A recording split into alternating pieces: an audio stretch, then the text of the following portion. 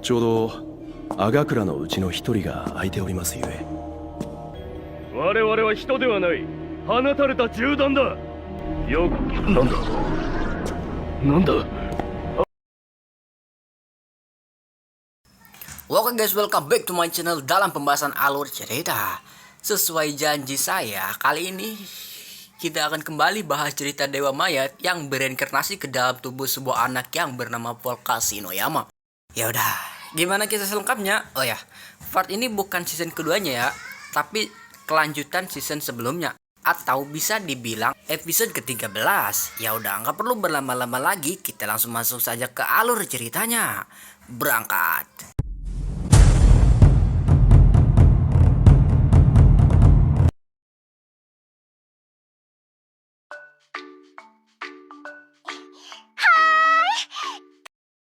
Cerita diawali oleh seorang ciwi yang tengah melakukan siaran langsung tepat di pinggir sebuah jalan, di mana Kuruya menjadi salah satu penontonnya. Pada awalnya, semua yang dilakukan sang streamer terlihat biasa saja, tidak ada tanda-tanda yang mencurigakan, sampai ketika ia menemukan sebuah burung yang mengawali kemunculan tangan yang cukup mengejutkan.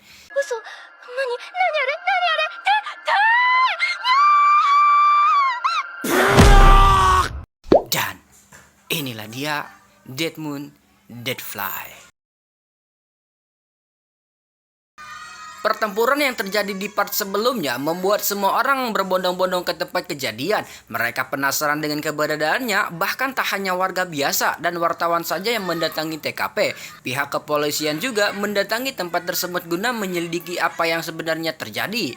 Bergeser ke tempat lain, di mana Clarissa kedatangan tamu yang berniat bergabung dengan lembaga bawah miliknya.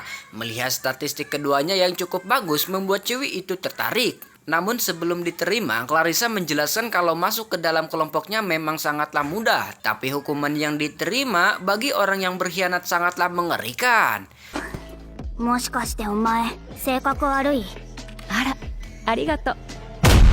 Tapi ada satu permasalahan yang sekarang tengah dipikirkannya, yaitu tersebarnya video pertempuran Volca. Yang hal tersebut nyatanya tidak hanya dibahas oleh Clarissa. Di sisi lain Kuruya juga tengah mempertanyakannya kepada pemilik kemampuan tersebut. Tersebarnya video tersebut membuat semua orang kesusahan keluar masuk, sebab seluruh media kota berkumpul di depan pintu masuk gedung. Bahkan sekelas polisi pun tidak bisa menyegel TKP karena pemilik bangunan tersebut. Lepas dari video viral yang membuat sebagian orang percaya itu asli dan sebagian ada yang tidak percaya, Kuruya mempertanyakan alasan dari para pembunuh berkeliaran di gudang ini, dari soldier, lemming, dan serangga api. Tapi yang paling membuat Kuruya penasaran adalah serangga api, sebab orang tersebutlah yang berhasil membuat Volca kehilangan kendali. Maka dari itu, Kuruya pun menanyakan alasan Volca hilang kendali karena sebuah nama Sabaromen. 前の世界に関わってることなのか。 Di mana akhirnya Volca pun buka suara tentang kehidupan sebelumnya. Tapi kita skip aja ya. Di mana setelah kekaisaran runtuh, ia sudah tidak mengetahui lagi keberadaan Sabara. Tapi menurut pandangannya, seorang penyihir yang berada di tingkat tersebut bisa hidup sampai berabad-abad, sebab mereka bisa memperlambat penuaan. Sementara di tempat lain, terdengar seseorang yang entah seperti apa wujudnya tengah membahas kejadian 5 tahun silam yang melibatkan Hisorogi. Tapi yang paling mengejutkan adalah orang tersebut mengatakan kalau semua berada di dalam perlindungan Sabara. Hingga orang tersebut pun berjalan menembus cahaya yang seketika kita dibawa kepada sekelompok orang yang berada di saluran air, di mana salah satu orang yang diyakini sebagai pemimpinnya mengatakan kalau mereka semua adalah pengalihan perhatian untuk kekacauan yang akan datang. Tapi sayangnya, tiba-tiba...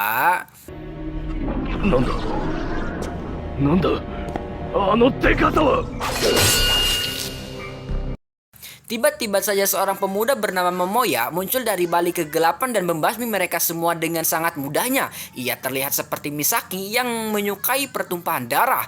Tapi kalau dibandingkan sama Misaki, Ciwi tersebut masih ada di atasnya dalam membunuh dan membantai orang-orang.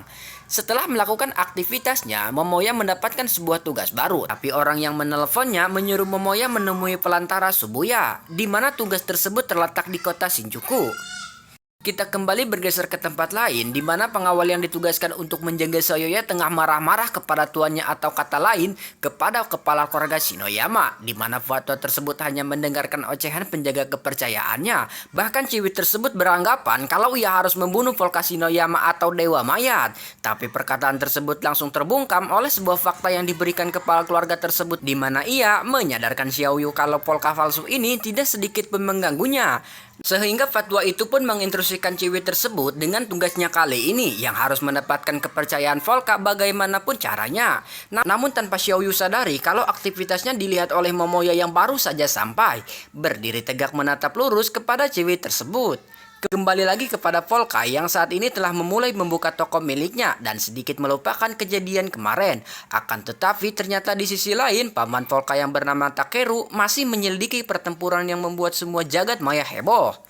Menurut saya, orang tersebut sudah mengetahui perihal simbol yang membuat seorang soliter tergila-gila, sehingga ia pun ikut campur mencari arti dari simbol tersebut dan rahasia apa yang ada di baliknya. Ya udah, cuma sampai di sini. Mimin pamit, sampai jumpa di video selanjutnya. Jaga gebetan kalian, ajakin jalan and see you, bye bye.